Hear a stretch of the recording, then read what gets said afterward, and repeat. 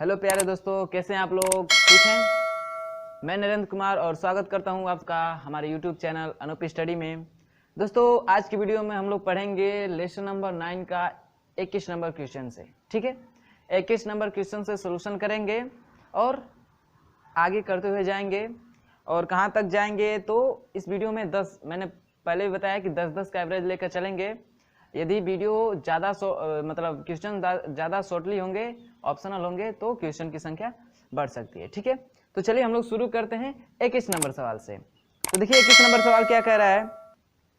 कह रहा है कि निम्नलिखित चित्र में कंपन करती हुई स्वरित्र में ध्वनि तरंगों को दर्शाया गया है। तरंग को ए से बी तक पहुंचने में 0.05 सेकेंड का समय लगता है। यदि इस तरंग की तरंगदैर्घ्य 4 मीटर हो तो तरंग का वेग होगा। देखिए क्वेश्चन मिसप्रिंट है, इसमें बनाया गया है। ठीक है, जो 0.50 सेकेंड दिया है वो होना चाहिए 0.05 सेकेंड। क्या होना चाहिए? 0.05 सेकेंड ये होना चाहिए। ठीक है, तो देखिए चित्र क्या है।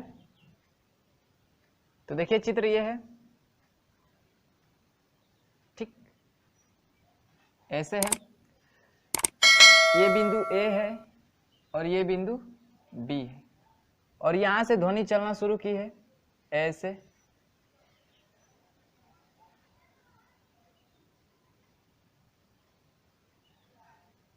ठीक, ऐसे क्या है, ये ध्वनि गई है। और इसमें दिया है, इसकी तरंगदैर्घ्य दिया है कितना? 4 मीटर दिया है ना, 4 मीटर। और ए से इस बी पॉइंट तक चलने में जो समय लग रहा है वो लग रहा है 0.05 सेकेंड का, यही लग रहा है। चित्र में इस तरंग को ऐसे दिखाया है, दो श्रृंगों अथवा दो गर्तों के बीच की दूरी को ही क्या बोलते हैं? तरंगदैर्घ्य बोलते हैं। तो ये दिया है हम लोग की तरंगदैर्घ्य कितना दिया है? 4 मीटर। तो कह रहा है कि ए से बी तक इस तरंग को जाने में कितना दूरी, मतलब इसको ए से बी तक जाने में तरंग की चाल कितनी है, इन पूछ रहा है, चाल पूछ रहा है, यानी इसका चाल पूछ रहा है, तरंग की चाल पूछ रहा है। तरंग की चाल हम लोग को क्या करनी है? ज्ञात करनी है। तो चाल बराबर क्या होता है? चाल बराबर क्या होता है? चाल बराबर क्या होता है? दूरी बटा समय। दूरी बटा समय। तो हम लोग को समय मालूम है, दूरी मालूम है नहीं ना? ए से बी तक की दूरी मालूम है नहीं, लेकिन तरंगदैर्घ्य मालूम है हम लोग को। क्या है? तरंगदैर्घ्य मालूम है। तरंगदैर्घ्य क्या होती है?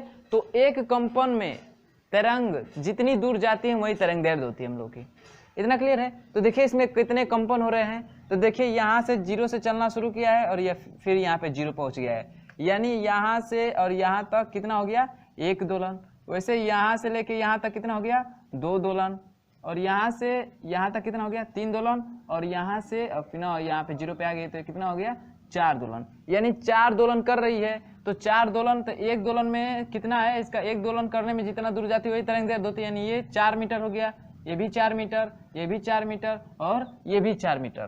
तो हम लोग का टोटल दूरी कितनी हो गई? 4 8 16 4 4 8 8 8 4 12 12 4 16, यानी जो दूरी हो गई हम लोग की, जो दूरी हो गई वो कितना हो गई?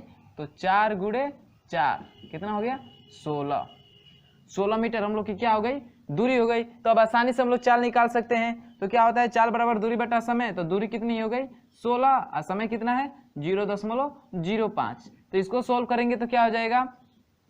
ऊपर हो जाएगा 100 से नीचे, ऊपर नीचे गुणा करेंगे तो ऊपर हो जाएगा 1600 बटा 5। इसको कटाएंगे तो कितना बार कट जाएगा? 5 तिया 15, 1 बचेगा 10, 5 दूना 10, 0, यानी 320 मीटर पर सेकेंड। चाल की मात्रा क्या होती है? मीटर पर सेकेंड। तो ये जो तरंग है वो कितने चाल से चलेगी? तो 320 मीटर पर सेकेंड के चाल से चलेगी। ये आपका क्वेश्चन मिसप्रिंट था, ठीक ना?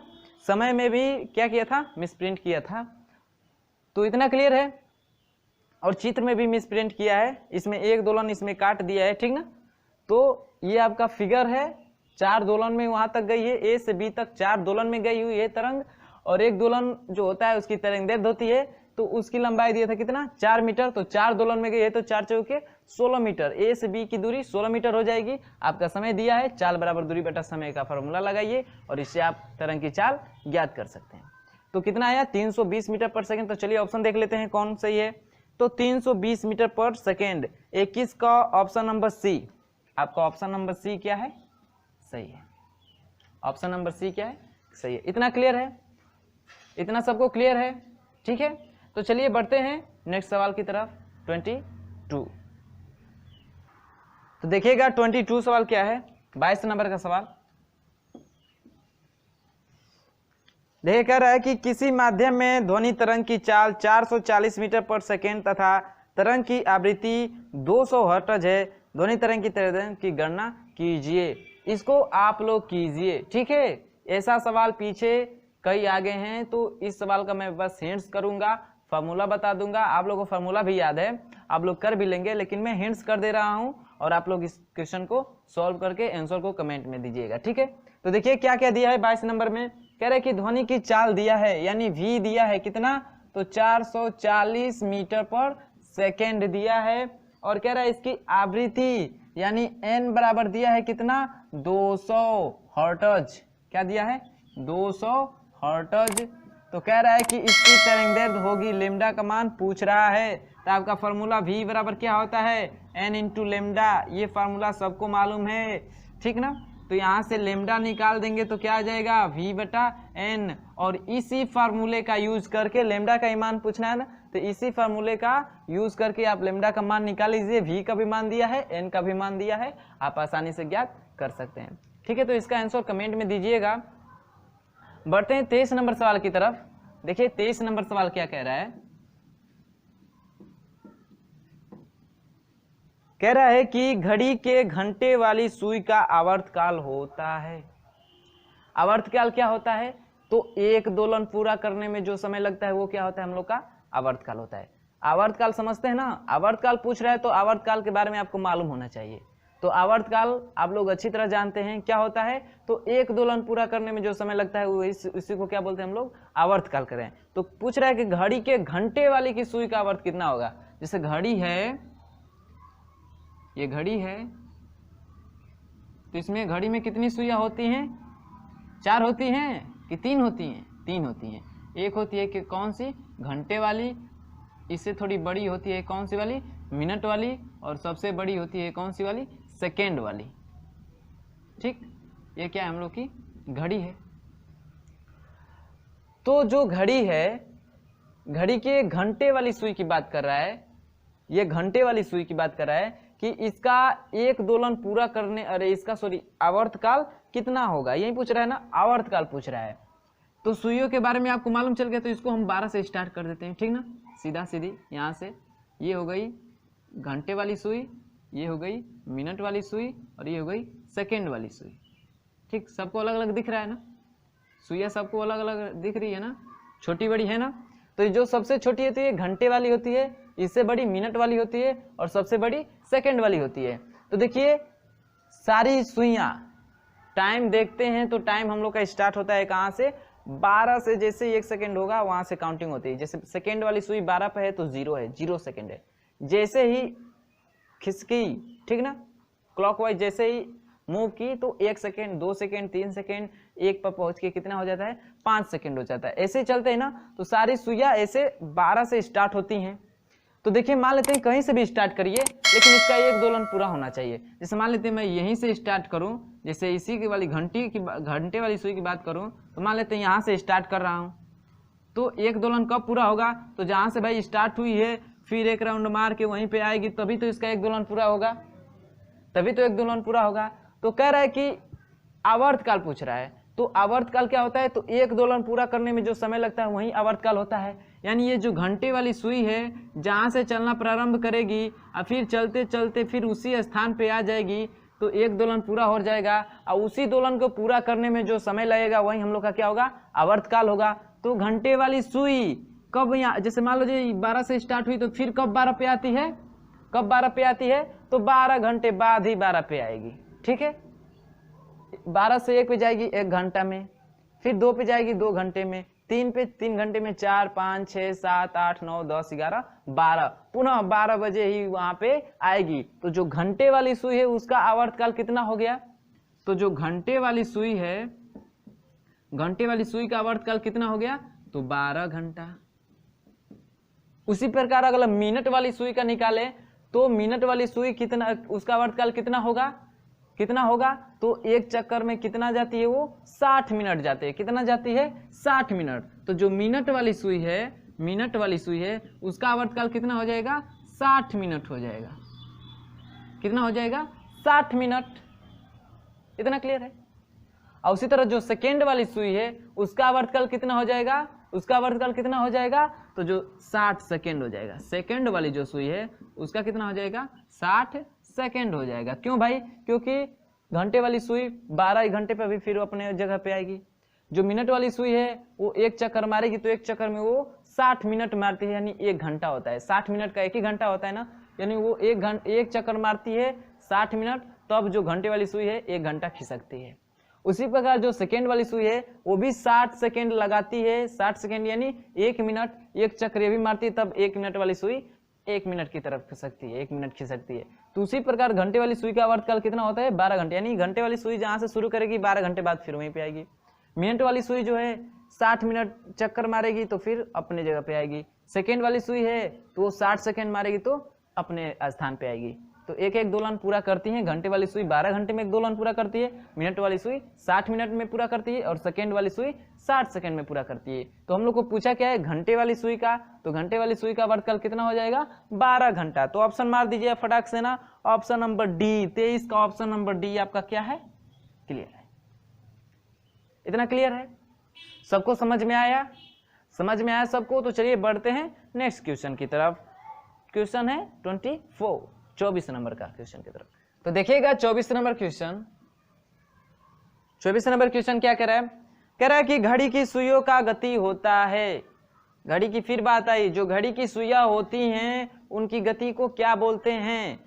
ऑप्शन दिया है दोलन गति, आवर्ती गति, सरल आवर्ती गति, या इनमें से कोई नहीं, इनमें से कोई नहीं। तो आवर्ती गति क्या होती है, जो घड़ी की सुइयां होती हैं वो आवर्ती गति करती हैं। आवर्ती गति क्या होती है, तो ऐसी गति जो निश्चित समय पे अपनी गति को क्या करती है, बार बार दोहराती है। क्या करती है, बार बार दोहराती है, तो उसे कहते हैं क्या हम लोग, आवर्ती गति। तो जो हम लोग की घड़ी की सुइयां भी हैं वो एक ही गति को क्या करती हैं, बार बार दोहराती हैं, उसी को बार बार दोहराती है। नहीं ना कि एक राउंड ऐसे मारी तो फिर दूसरा राउंड ऐसे मारने लगी, ऐसे नहीं ना होता है। या एक राउंड ऐसे मारी तो दूसरी लाइन ऐसे सीधे जाने लगती है, दूसरा राउंड ऐसा नहीं है। वो बार बार एक ही गति को क्या करती है, बार बार दोहराती है। तो ऐसी गति को हम लोग आवर्ती गति करते हैं। और जो घड़ी की सुइयां होती हैं ये यही मोशन करती है। जैसे हमारे घड़ी है ना, ये आवर्ती गति कर रही है, ये जो इसकी सुइयां है ना ये कौन सी गति कर रही है, आवर्ती ही गति कर रही है। तो 34 का ऑप्शन नंबर कौन सा सही हो गया, बी। ये तो हम लोग का सीधा लेसन ही है, ठीक ना, लेसन ही है।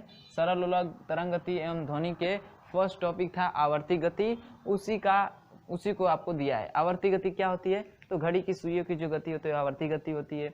फिर वैसे ही ग्रहों की जो गति हो आवर्ती गति होती है। इतना क्लियर है। बढ़ते हैं 25 नंबर सवाल की तरफ। देखिए क्या कह रहा है, एक कण 20 सेकेंड में 10 कंपन करता है, इसका आवर्तकाल कितना होगा। कह रहा है 25 नंबर क्वेश्चन कि एक कण 20 सेकेंड में 10 कंपन करता है, इसका आवर्तकाल होगा, इसका आवर्तकाल होगा। तो देखिए आवर्तकाल पूछ रहा है, आवर्तकाल क्या कर रहा है, पूछ रहा है। तो कह रहा है कि देखो इसको दो तरह से कर सकते हैं। कह रहा है कि 20 सेकेंड में 10 कंपन करता है, तो 10 कंपन करने में कितना समय लग रहा है, 20 सेकेंड। 10 कंपन करने में कितना समय लग रहा है, 20 सेकेंड, यही है ना, हाँ 20 सेकेंड। तो एक कंपन करने में कितना समय लगेगा, तो 20/10 यानी 2 सेकेंड लगेगा, यही लगेगा ना, कितना लगेगा, 2 सेकेंड। तो जो समय है 10 कंपन करने में 20 सेकेंड लग रहा है, तो एक कंपन करने में कितना लगेगा, 2 सेकेंड। 2 सेकेंड, तो जो एक कंपन करने में जो समय लगता है वही आवर्तकाल होता है ना हम लोग का। एक कंपन करने में लगा समय को क्या बोलते हैं, आवर्तकाल। तो एक कंपन पूरा करने में कितना समय लग रहा है, 2 सेकेंड। तो यही हम लोग का हो गया क्या, आवर्तकाल, आवर्तकाल यही हो गया हम लोग का। यहां से ऐसे निकाल सकते हैं, या आवर्तकाल का फॉर्मूला होता है क्या, तो कंपन करने में लगा समय, कंपन करने में लगा समय अब बटा कंपनों की संख्या, कंपनों की संख्या। तो देखिए कंपन करने में कितना समय लग रहा है, 20 सेकेंड, तो 20 हो गया। कितने कंपन करने में, तो 10 कंपन करने में। कंपनों की संख्या 10 है, इसको पूरा करने में समय कितना लग रहा है, 20 सेकेंड, तो इसको घटाएंगे तो कितना आ जाएगा, 2 सेकेंड। तो यहाँ से हम लोग का आवर्तकाल कितना आ गया, 2 सेकेंड। ऐसे भी निकाल सकते हैं, जो एक दोलन पूरा करने में या एक कंपन करने में पूरा समय लगता है, उसी को हम लोग क्या बोलते हैं, आवर्तकाल। तो 10 कंपन पूरा करने में लग रहा था 20, तो एक कंपन में क्या होगा, 20/10 यानी 2 सेकेंड। इतना क्लियर है। यहाँ से भी आवर्तकाल निकल गया। या आपका ये फॉर्मूला होता है, आवर्तकाल बराबर कंपन करने में जो लगा समय बटे में कंपनों की संख्या। कंपन करने में लगा समय था 20 सेकंड और कंपन की संख्या थी 10। ऐसे भी करेंगे तो आपका आ जाएगा क्या, 2 सेकंड। तो इतना क्लियर है, सबको समझ में आया। ये बहुत ही आसान था, ठीक है। आशा करता हूँ सबको समझ में आ गया होगा। तो चलिए बढ़ते हैं 26 नंबर सवाल की तरफ। यदि वीडियो अच्छा लग रहा हो तो लाइक करिएगा, नहीं तो हमारे पसीने को देखकर भी आप लोग लाइक कर लीजिएगा। आज बहुत गर्मी है, ठीक है, बहुत पसीना हो रहा है। तो चलिए इसको नोट करिए, फिर हम लोग चलते हैं नेक्स्ट सवाल की तरफ। नोट करिएगा। हाँ तो दोस्तों बढ़ते हैं 26 नंबर सवाल की तरफ। 26 नंबर क्वेश्चन क्या कह रहा है, सुनिएगा। कह रहा है कि सरल आवर्त गति करते हुए एक कण की साम्य स्थिति से 4 सेंटीमीटर दूर पर त्वरण 16 सेंटीमीटर पर सेकेंड है, इसका आवर्तकाल होगा। आवर्तकाल पूछ रहा है, यानी टी पूछ रहा है। और टी बराबर क्या होता है, 2π√L/g। L/g, L क्या होता है, वही जो दिया है ना, साम्य स्थिति से विस्थापन। साम्य स्थिति से विस्थापन, साम्य स्थिति से कितनी दूर गया है, वही साम्य स्थिति से विस्थापन। विस्थापन और जी क्या होता है, तो जी क्या होता है, गुरुत्वीय त्वरण होता है, यही ना, गुरुत्वीय त्वरण होता है। तो देखिए इन दोनों का मान दिया है, इसका मान दिया है 4 सेंटीमीटर और इसका मान दिया है 16 सेंटीमीटर पर सेकेंड स्क्वायर। दोनों का मान दिया है, सीधे इस फॉर्मूले में रखें इन दोनों का मान और टी का मान निकाल लेते हैं। तो क्या हो जाएगा, 2π√L का मान 4 और जी का मान 16, कटा देंगे तो क्या हो जाएगा, 1/4 ही होगा ना। तो क्या हो जाएगा, टी बराबर 2π अंडर क्या, 1/4 है, तो 4 का वर्गमूल क्या होगा, 2 होगा। तो 2 क्या होगा, बाहर निकल जाएगा, 1 का वर्गमूल 1 और 4 का वर्गमूल 2, 2 से 2 कैंसिल हो गया। तो टी बराबर कितना निकल गया, पाई, और पाई का मान क्या होता है, 3.14। इतना हो गया, यही क्या हो गया हम लोग का आंसर। आवर्तकाल पूछ रहा है तो 3.14 है ना, आसान। सब कुछ दिया था, सब कुछ दिया हो तो करना बहुत ही आसान होता है, ठीक है। बस देखना है कि उसका फॉर्मूला क्या होता है। तो आवर्तकाल का फॉर्मूला होता है 2π√L/g। L का भी मान दिया था, G का भी मान दिया था, बस रख के आपको हल ही करना था। तो T का मान कितना आ गया, 3.14। तो ऑप्शन फटाक से मार लेते हैं, कौन सा सही हो जाएगा हम लोग का, 3.14। 26 का ऑप्शन नंबर ए, 26 का ऑप्शन नंबर ए क्या है आपका, सही है। समझ में आया। बढ़ते हैं 27 नंबर क्वेश्चन देखते हैं। देखिए 27 नंबर क्वेश्चन क्या कह रहा है, कह रहा है कि स्पष्ट प्रतिध्वनि सुनाई पड़ने के लिए ध्वनि का परावर्तक करने वाली सतह को श्रोता से कम कितनी दूर होनी चाहिए। प्रतिध्वनि पढ़े हम लोग, जैसे बोलते हैं तो उधर से भी हमारी आवाज रिटर्न आकर हमको सुनाई देती है, वही होती है प्रतिध्वनि।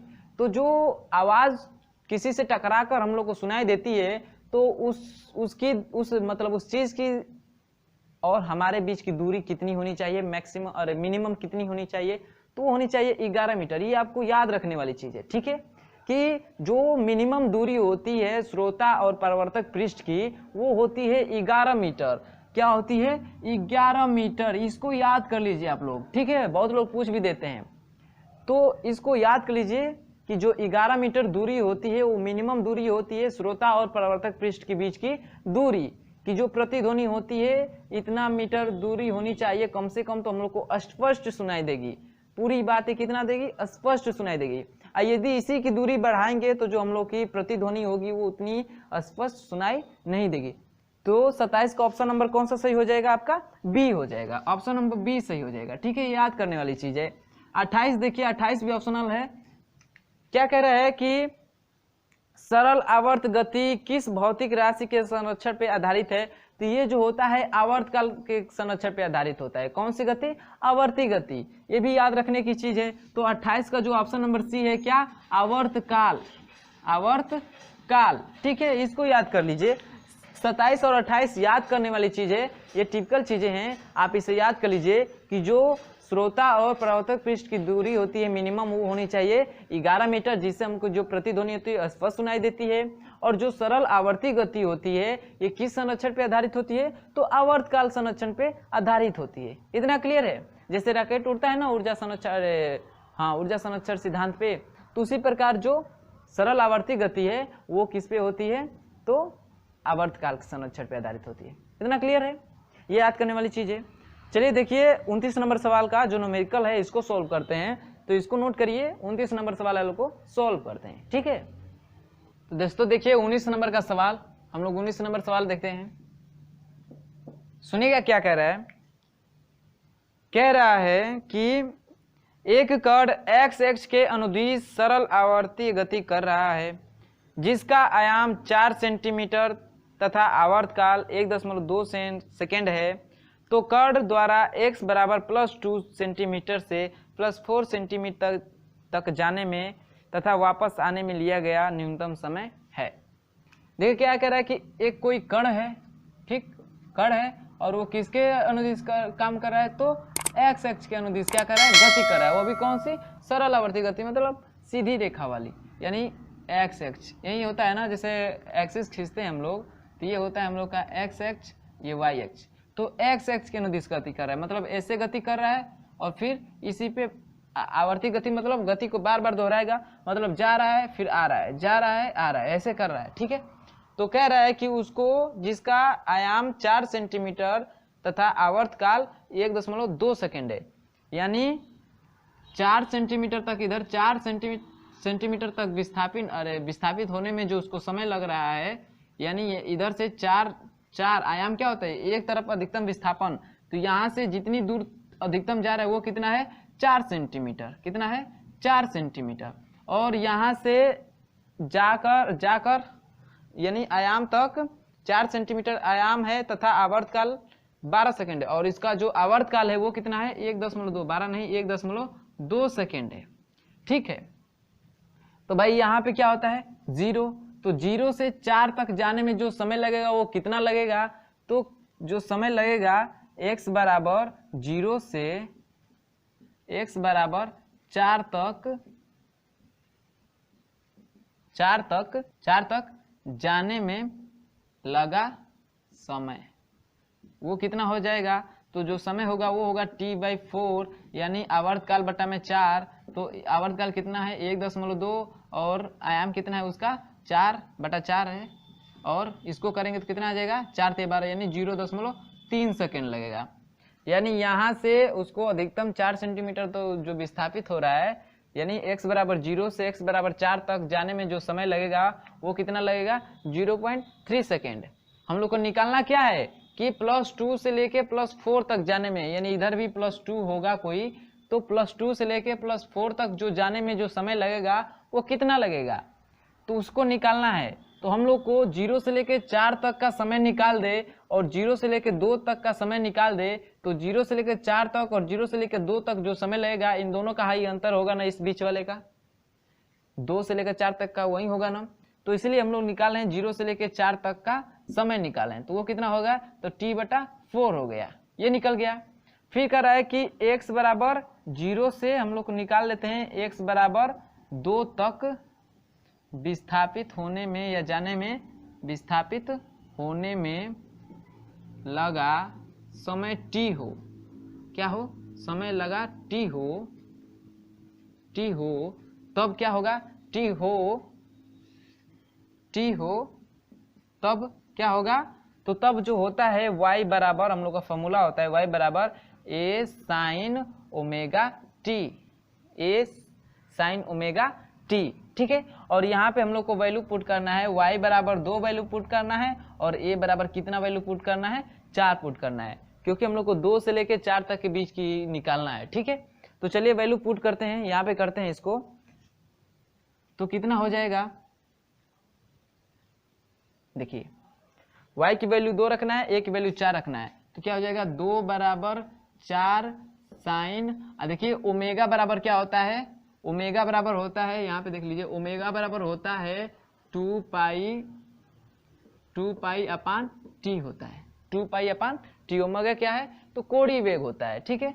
तो ओमेगा बराबर क्या होता है 2 पाई अपान टी, तो ओमेगा की जगह पे क्या रख देंगे, इस ओमेगा की जगह पे क्या रख देंगे 2 पाई अपान टी इंटू टी है ही। इतना क्लियर है। चलिए इसको सोल्व करेंगे तो ये 2 से 4 कटेगा तो कितना हो जाएगा 1 बराबर 2 sine 2 pi by T into T. इस टी की वैल्यू हम लोग रख सकते हैं, जैसे यहाँ पे रखें 1.2 तो वहाँ पे रख देंगे। तो देखिए ये 2 आएगा तो इधर 1/2 हो जाएगा बराबर साइन 2 पाई, टी का मान 1.2 टी। यहाँ से समय निकाल रहे हैं, ठीक है। यहाँ से जो टी की वैल्यू निकलेगा वो समय निकलेगा कहाँ से कहाँ तक, तो x बराबर 0 से लेके x बराबर 2 के बीच का, ठीक है। तो देखिए ये हम लोग को साइन को कटाना है, तो 1/2 साइन किसका मान होता है, साइन 30 अंश का मान होता है। क्या होता है 1/2 किसका मान होता है, साइन 30 अंश का, साइन 30 अंश का मान होता है बराबर साइन 2 पाई अपान 1.2 टी। और 30 अंश को लिख सकते हैं हम लोग, 30 अंश को लिख सकते हैं क्या, पाई बाई 6। पाई का मान 180/6, 180/6 करेंगे यानी 30 आएगा, तो साइन 30 अंश को लिख सकते हैं कितना 1/6। ये साइन से साइन कट जाएगा, 30 अंश को लिख सकते हैं पाई बाई 6, यहाँ बच गया 2 पाई अपान 1.2 इंटू टी। देखिएगा भाई आप लोग बड़े हो गए हैं, ज़्यादा डिटेल नहीं समझाना है, ठीक है। आप लोग समझ जाएंगे क्या हुआ है यहाँ पे। इतना क्लियर है, साइन से साइन कट गया है, 30 अंश को रेडियन में चेंज किए हैं, पाई बाई 6 हो गया, यहाँ पे 2 पाई बाई 1.2 इंटू टी। देखिए यहाँ से पाई कैंसिल हो जाएगा, 6 से कटाएंगे तो 0.2 होगा, और यहाँ से 2 से कटाएंगे तो ये 0.1 होगा। तो यहाँ से टी का मान निकालेंगे तो क्या हो जाएगा, इधर बचा 1 तो तिरिया गुणा करेंगे तो टी बराबर आएगा 0.1 सेकेंड, 0.1 सेकेंड। तो देखिए पूछा क्या है, +2 से लेके +4 के बीच का समय ना, तो 0 से 4 के बीच कितना समय लग रहा है 0.3 सेकेंड, और 0 से लेके 2 तक जाने में कितना लग रहा है 0.1 सेकेंड। तो इसका निकालने के लिए टोटल में से इतना घटा देंगे ना तो आ जाएगा। तो चलिए यहाँ पे लगाते हैं, तो +2 से कितना, सॉरी ये स्याही भी खत्म हो गई है, इस सवाल को देख लीजिए फिर स्याही भर के बताते हैं आगे का। तो कितना हो जाएगा +2 से लेके +4 के बीच जो लगा समय होगा, +4 के बीच का जो समय होगा, बीच का समय वो कितना हो जाएगा, समय कितना हो जाएगा, तो 0.3 और माइनस 0.1, तो कितना आ जाएगा आपका, कितना आ जाएगा, घटाएंगे तो 0.2 सेकेंड, इतना आ गया। तो ये तो यहाँ से यहाँ तक के बीच का समय है, यहाँ से यहाँ तक जाने में समय लगेगा कितना 0.2 से, लेकिन 0.2 से 0.4 के बीच वापस जाकर फिर वापस आने में कितना समय लगेगा, तो जाने में लग रहा है कितना 0.2 सेकेंड का, तो पुनः वापस आने में कितना लगेगा, तो इसमें 2 से क्या करेंगे गुणा कर देंगे तो कितना आ जाएगा 0.4 सेकेंड। ये रहा हम लोग का फाइनली आंसर, ठीक है 0.4 सेकेंड, यानी +2 से +4 तक जाकर और पुनः वापस आने में कितना समय लगेगा, तो यहाँ से यहाँ तक जाने में समय लग रहा है 0.3 सेकेंड, और यहाँ से यहाँ तक जाने में लग रहा है कितना 0.1 सेकेंड। तो यहाँ से यहाँ तक जाने में कितना लगेगा, तो टोटल में से इतना घटा दिए तो कितना आया 0.2 सेकेंड। तो यहाँ से यहाँ तक जाने में अब पुनः यहाँ से आने में उतना ही लगेगा, तो इसका मतलब उसका 2 से गुणा कर देंगे, 0.2 प्लस 0.2 यानी 0.4, या 2 से गुणा करिए, इसी को 2 बार जोड़ दीजिए तो कितना आएगा 0.4 सेकेंड। तो देखिए आपका ऑप्शन नंबर कौन सा सही हो जाएगा 29 का, 1 से +2 से +4 तक जो जाकर वापस आने में जो समय लगेगा 0.4 सेकेंड का समय लग रहा है, तो आपका ऑप्शन नंबर बी सही है, आपका ऑप्शन नंबर बी है। 29 नंबर सवाल का ऑप्शन नंबर बी क्या है आपका सही है, ठीक है बी क्या है सही है। थोड़ा स्केच में स्याही भर लेते हैं, फिर देखते हैं 30 नंबर वाला सवाल का, ठीक है भाई। बहुत गर्मी है, आपके लिए मेहनत कर रहा हूं इतनी गर्मी में भी, तो वीडियो अगर अच्छा लगे तो वीडियो को लाइक करिएगा भाई, ठीक है। और यदि समझ में आए तो उसको भी कहिएगा, मैं आगे क्वेश्चन और बेहतर तरीके से समझाने की कोशिश करूंगा, ठीक है। तो नोट करिएगा, फिर बढ़ते हैं हम लोग 30 नंबर सवाल के तरफ। हाँ तो देखते हैं 30 नंबर सवाल को, 30 नंबर क्वेश्चन को सुनिएगा। कह रहा है कि विस्थापन का मान बढ़ाने से दोलन का आवर्तकाल क्या होता है, घट जाएगा, बढ़ जाएगा, अपरिवर्तित रहेगा या सभी कथन गलत हैं। तो देखिए क्या होता है, ये जो दोलन है, अरे सॉरी ये जो लोलक है, तो कह रहा है क्या इसका विस्थापन बढ़ाने पे, विस्थापन मतलब एक तरफ की जो दूरी होगी उसको बढ़ाने पे इसका आवर्तकाल पे क्या प्रभाव पड़ेगा। तो मान लीजिए यही दोलन है, इसको इधर 4 सेंटीमीटर तक विस्थापित किया गया है, तो 4 सेंटीमीटर तक इधर विस्थापित होगा, फिर आके फिर इधर तक जाएगा, पुनः आएगा। तो 4 सेंटीमीटर तक जाने में तो मान लेते हैं कितना लगेगा, 2 सेकेंड समय लग रहा है। पुनः इसी लोलक, यही लोलक है, ठीक है, और इसको 2 सेंटीमीटर तक विस्थापित कर रहे हैं, तो क्या 2 ही सेकेंड लेगा। यानी जो लोलक है इसको उसी मतलब 4 सेंटीमीटर तक विस्थापित कर दे रहे हैं, तो यहाँ से आने में यहाँ तक 2 सेकेंड ले रहा है, तो इसी को हम लोग 2 सेंटीमीटर तक विस्थापित करेंगे तो क्या 2 ही सेकेंड लेगा, नहीं ना, कुछ कम लेगा ना, कुछ कम लेगा ना। तो इसका मतलब क्या हुआ कि जैसे ही मतलब दूरी बढ़ा रहे हैं तो समय बढ़ रहा है, दूरी को घटा रहे हैं तो समय घट रहा है। जैसे मान लीजिए 4 से 6, 7, 8 किए तभी 2 सेकेंड तो नहीं लगे ना, यहाँ से यहाँ तक आने में कुछ समय अलग होगा। तो इसका मतलब इसका विस्थापन बढ़ाने में इसके जो आवर्तकाल है उस पर प्रभाव पड़ रहा है, यानी जो समय यहाँ से यहाँ तक आने में लग रहा है उस पर प्रभाव पड़ रहा है। तो इधर जो आएगा फिर इधर जाएगा, पुनः यहाँ पे, तभी तो एक दोलन पूरा करेगा। तो उसमें जो समय लगेगा और उसकी दूरी जो मिनिमम मैक्सिमम बढ़ाए हैं उस समय जो समय लग रहा है उसमें तो अंतर आएगा ही। तो जो दोलन है, लोलक है, उसका विस्थापन बढ़ाने पे आवर्तकाल क्या होता है, बढ़ जाता है। क्यों? क्योंकि विस्थापन एक तरफ करें तो उधर जाने में कुछ समय जितना विस्थापित करेंगे तो वहां से अपने साम्य स्थिति तक आने में कुछ ज्यादा समय लगेगा। फिर यहाँ से जितना जाएगा, मान लो इधर जितना विस्थापित किए उतना इधर भी विस्थापित होगा, तो वो उतना समय लगेगा, प्लस फिर यहाँ पे आया तो इतना समय लगेगा। यदि इसकी दूरी कम करेंगे तो कम समय लगेगा, जल्दी से दोलन पूरा हो जाएगा। ज्यादा दूरी बढ़ाएंगे तो ज्यादा समय लगेगा दोलन पूरा करने में। तो जो विस्थापन होता है उसको बढ़ाने पे जो आवर्तकाल होता है वो भी क्या होता है, बढ़ता है। यानी विस्थापन बढ़ाएंगे तो आवर्तकाल भी क्या होगा, आवर्तकाल भी क्या होगा, आवर्तकाल भी क्या होगा, बढ़ेगा। तो 30 का ऑप्शन नंबर कौन सा सही हो जाएगा आपका, 30 का ऑप्शन नंबर आपका बी सही हो जाएगा, बढ़ेगा। ठीक है, वो भी क्या होगा, आवर्तकाल भी बढ़ेगा। 31 नंबर सुनिए, ऑप्शनल ये सब। त्वरण का मान बढ़ाने पर आवर्तकाल का मान क्या होता है। भाई त्वरण का मान बढ़ाएंगे तो क्या होगी, गति और तेजी से क्या होगी, मोशन, वस्तु और तेजी से क्या होगी, मोशन करेगी। यानी भाई जितनी त्वरण बढ़ाएंगे तो गति और क्या होगी, तेजी से होगी। तो मान लीजिए इसका इसी दोलन पे यहां से इधर तक आने में मान लीजिए 2 सेंटीमीटर पर सेकेंड का त्वरण उत्पन्न हो रहा है, ठीक। तो आने में कितना समय लग रहा है, 2 सेकेंड लग रहा है। यदि इसी का त्वरण बढ़ा दे 4 सेंटीमीटर पर सेकेंड स्क्वायर कर दे तो क्या 2 ही सेकेंड लगेगा। यानी इधर से आ रही है थोड़ी, मान लीजिए इस मोशन में आ रही है, ऐसे धीरे से आ रही है तो 2 सेकेंड लग रहा है, और फिर ऐसे आएगी तो 2 ही सेकेंड लगेगा, नहीं ना, कुछ कम समय लगेगा। और कम समय लगेगा तो इसको दोलन पूरा करने में क्या होगा, कम ही समय लगेगा। तो इससे क्या निकला कि यदि त्वरण का मान बढ़ाते हैं तो आवर्तकाल क्या होगा, कम हो जाएगा, आवर्तकाल क्या होगा, कम हो जाएगा। तो 31 का ऑप्शन नंबर कौन सा सही हो जाएगा, बी सही हो जाएगा। 31 का भी कौन सा सही होगा, बी। 31 का ऑप्शन नंबर बी क्या होगा, सही होगा। यानी त्वरण का मान बढ़ाएंगे तो आवर्तकाल जो होगा, आवर्तकाल वो क्या होगा, घट जाएगा। त्वरण का मान बढ़ाएंगे तो आवर्तकाल क्या होगा, घट जाएगा। सबको समझ में आया, क्यों घटेगा, विस्थापन बढ़ाने पे क्यों बढ़ेगा, इतना सबको क्लियर है।